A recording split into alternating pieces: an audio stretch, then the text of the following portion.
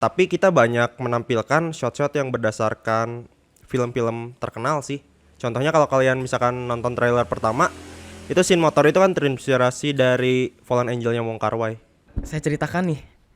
Saya lagi mimpi indah nih. Gimana ya orangnya? Boleh ngomong kasar gak sih? Itu cuma 2 kata, tapi setiap 7 kali itu berubah-berubah. Ada tuh yang laki-laki. Tapi ternyata hamin beberapa menit sebelum di take videonya itu ada pergantian naskah. Halo guys, saya Rifki Maulana sebagai sutradara dan Pimpro Project Olenka. Halo guys, aku Ilham sebagai scriptwriter, komposer dan editornya Olenka. Halo guys, kenalkan nama aku Dava, aku dari tim DOP, videographer. Halo, nama aku Salsabila Fatimah Zahra. Aku sebagai produsernya Olenka. Halo guys, nama aku Rafinda. Di sini aku berperan sebagai Fanton Ramon di filmnya Olenka. Halo, aku Delivia. Aku di sini sebagai Olenka. Hai guys, nama aku Marlina. Di sini aku memerankan Mary Kersen. Ya, perkenalkan, nama aku Farhan Zelani.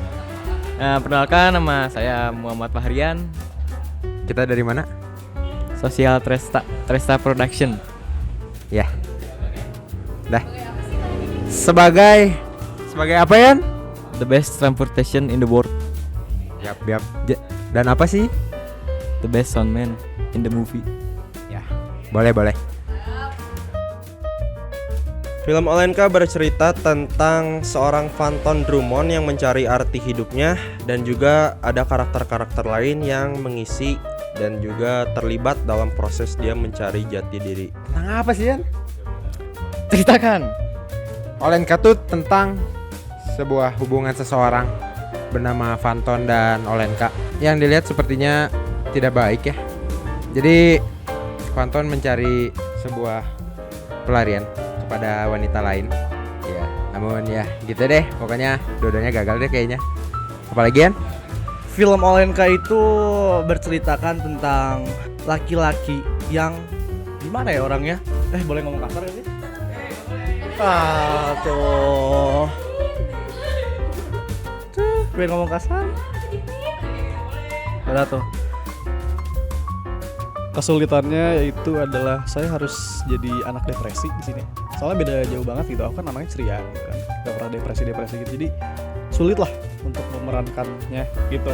Tapi gak sulit banget gitu. Sedikit banget. Kesulitan aku sejauh ini emang agak kocak sih, karena satu-satunya kesulitan aku cuman harus pakai rok setiap scene gitu. Soalnya aku tidak terbiasa dengan itu.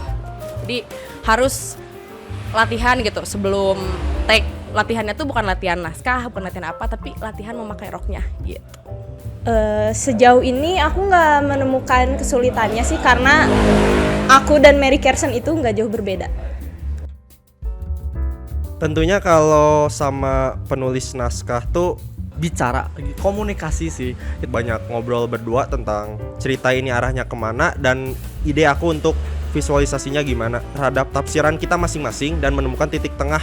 Awal-awal jadi kita tuh nunjukin dulu scene-scene-nya atau dialog-dialognya mau kayak gimana aja. Abis itu kita lanjut screening, kita nyari-nyari tempat yang sekiranya cocok. Abis itu setelah kita screening baru kita manggil para aktornya sih. Apalagi kalau misalnya udah ngomong engkeweh bisa. Nah, itu yang rada susah ya diakalannya. Pada akhirnya kita harus menemukan caranya yang seringkali ada aja jalannya. Cara memvisualisasikan naskah tuh sebenarnya mudah, karena ketika kita membaca suatu tulisan atau teks, caranya sebenarnya dari teks atau naskah diimajinasikan ke otak, lalu direalisasikan lewat sinematografinya gitu. Nah, itu yang agak susah. Beberapa aktor punya caranya tersendiri. Itu cuma 2 kata, tapi setiap 7 kali itu berubah-berubah. Ada tuh yang laki-laki, gak tahu siapa ya, yang laki-laki aja.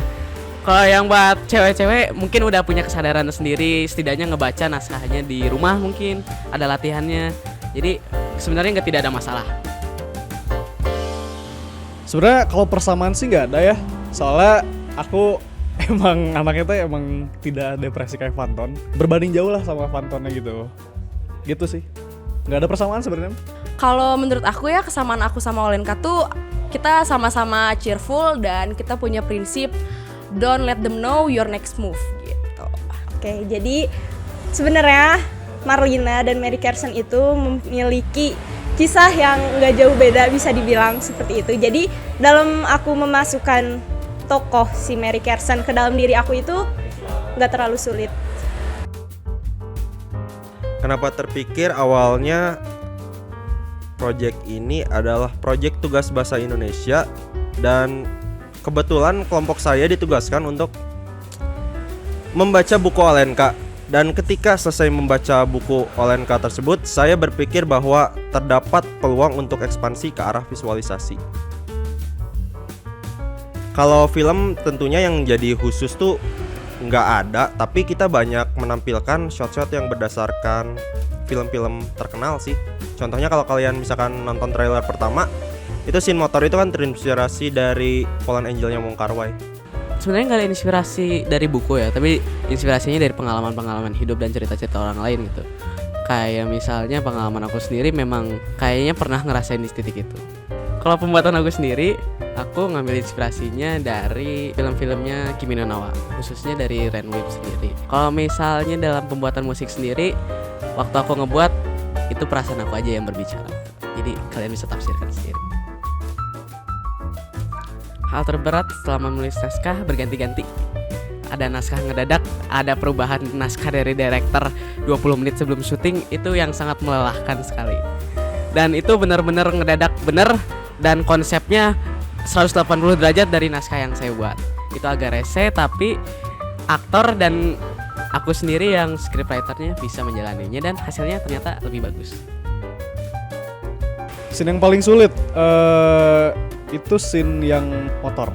Tapi bukan motor yang di film trailer, bukan. Ada, pokoknya kita tuh nge-shootnya di Jalan Riau pokoknya adalah. Jadi aku teh harus pakai motor sendiri, dan di situ tuh harus dari depan ke itu. Pokoknya sulitnya karena aku susah lihat jalan karena ada sesuatu hal. Soalnya kita syutingnya itu di jalan raya, jadi aku nggak kelihatan jalan apa-apa. Kalau misalnya nabrak ya udah weh, itu resiko. Kalau menurut aku scene yang paling seru tuh ada nanti aku bakal nanya beberapa tempat gitu ke Phantom. Di situ aku harus bener-bener cerewet jadi cewek gitu, dan itu susah gitu. Oh, kalau ini ada deh. Waktu untuk pertama kalinya aku ikut syuting, di situ tuh aku udah ngapalin naskah, dan bukan ngapalin, memahami isi dari scene yang nantinya bakal aku ambil. Tapi ternyata hamin beberapa menit sebelum di take videonya itu ada pergantian naskah di mana aku harus ngulang lagi, tapi dengan bimbingan teman-teman juga aku bisa menjalaninya. Sebenarnya kesulitannya itu kekeselnya sih. Misalnya aku emang udah benar-benar siap karena emang sebelumnya sudah screening, tapi emang ada beberapa scene yang menyulitkan aku juga karena emang ada medannya yang sulit atau emang ada gangguan security. Kalau medan sulit itu emang kayak misalnya kita lagi syuting di padang rumput gitu, itu emang medannya susah, itu ada lobang, ada benang layangan, kayak gitu-gitulah pokoknya. Kalau kalian mau tahu itu ada ribuan bahkan jutaan benang layangan. Jadi setiap aku jalan itu pasti aku kesangkut kakinya. Padahal udah pakai stabilizer, udah pakai apa, tetap aja itu susah. Harus terbang gitu aku. Scene yang paling mudah yaitu yang motor. Tapi bukan motor yang ini. Ada motor yang di trailer itu mudah banget. Soalnya kenapa mudah? Karena aku di situ cuma diem doang, nyupir motor, ya udah lihat jalan, udah itu doang. Kalau menurut aku scene yang paling mudah itu yang di lift ya. Kalau kalian udah nonton trailer kan pasti lihat juga di situ aku ada lirik-lirik gitu sinis, dan itu tuh kenapa mudah karena ya aku kayaknya sehari-hari juga kayak gitu. Jadi itu nggak acting sebenarnya gitu. Scene yang paling mudah, scene yang marah, mungkin karena jujur di situ juga aku marah sama Phantomnya secara alami. Aku nggak tahu kenapa, tapi saat itu aku bener-bener marah sama Phantomnya juga. Memorable. Scene paling memorable adalah ketika di lift.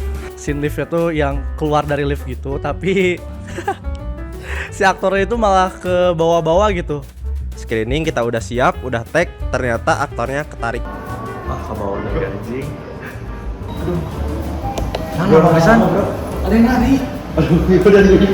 Lift ke bawah atau ke atas lupa deh. Pokoknya susah sih itu dan paling diingat. Jadi itu puas, bukan puas karena kameranya, puas karena aktornya ketarik.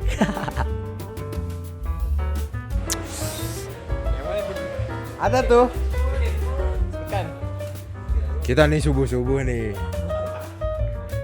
Lagi tidur enak deh.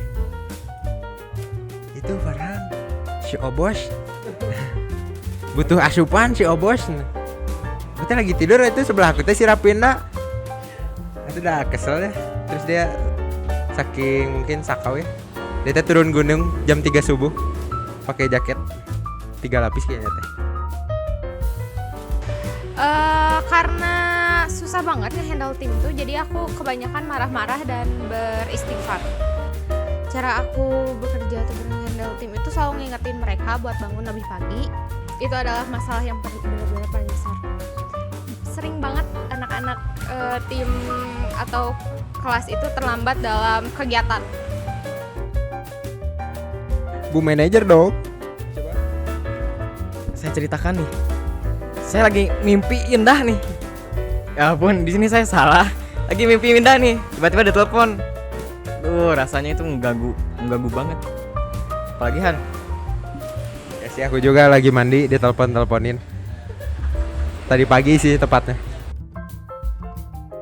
Ada sebenarnya mah ada 2 ya, tapi yang paling parah itu aku sebutin ya dua-duanya. Yang pertama ada Ilham, yang kedua ada Fanton atau Rafinda.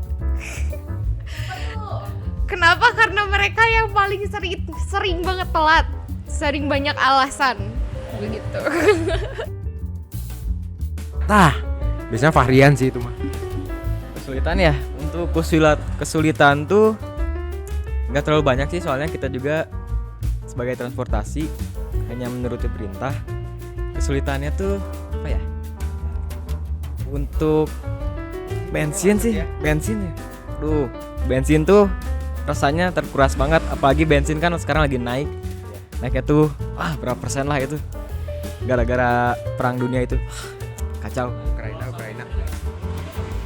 Untuk soundman ya sebenarnya kesulitannya ya pegel aja, soalnya take-nya berulang-ulang, terus ya pantonnya juga gak bener kayaknya juga, atau banyak bercanda tak pantono. Ya apalagi Harapannya ketika kita sudah penayangan film, masing-masing dari kita menjadi pribadi yang lebih baik. Semoga dengan proyek ini nanti kalian mungkin setelah lulus bisa mengenang kenangan-kenangan manis ataupun pahit bersama teman-teman. Bisa dapat kenangan yang baik untuk dikenang nanti setelah lulus, dan juga semakin erat persaudaraannya gitu. terus harapannya apa lagi Marian? Semoga di film ini bisa tembus lah ke Wali Kota Bandung dan dapat penghargaan. Ya pokoknya mah film ini film-film terbaik lah. Pemula bukan sembarang pemula. Kelas. Semoga perasaan saya tersampaikan lewat visualisasinya kepada para penonton. Terima kasih. Jangan dong, terutama. Terutama sih. Pesannya tentunya kalian harus beli tiketnya. Entah itu di reguler atau di aula, itu sama aja. Pengalamannya pun sama. Yang membedakan mungkin lebih di sisi layarnya, tapi aku berharap kalian bisa menafsirkan OLNK ini dengan baik. Semoga kalian menikmati sinematografinya dari tim DOP. Semoga kalian bisa memahami jalur ceritanya juga. Semoga kalian taat ibadah. Aku pernah denger quotes ya dari teman saya ketika curhat malam-malam. Kamu kalau misalnya ada pasangan pilihan 1 atau pilihan 2, pasti pilihan 2. Karena kalau misalnya pilihan 1 pasti nggak ada pilihan 2. Itu yang aku pegang selama ini. Pesannya boleh varian sih. Untuk pesannya buat kalian yang mau nonton film ini, sangat cocok untuk kalian yang sedang berada dalam percintaan dan sedang galau. Ya itu. Pesannya kalau untuk yang belum nonton, coba deh kalian tonton, soalnya seru banget. Bakal inilah buat healing juga kalau misalkan UTS kan. Ntar tanggal 27 sebelum kalian UTS mending nonton dulu film aku gitu loh. Pesan untuk penonton, semoga kalian suka dengan film yang udah kita bikin ini.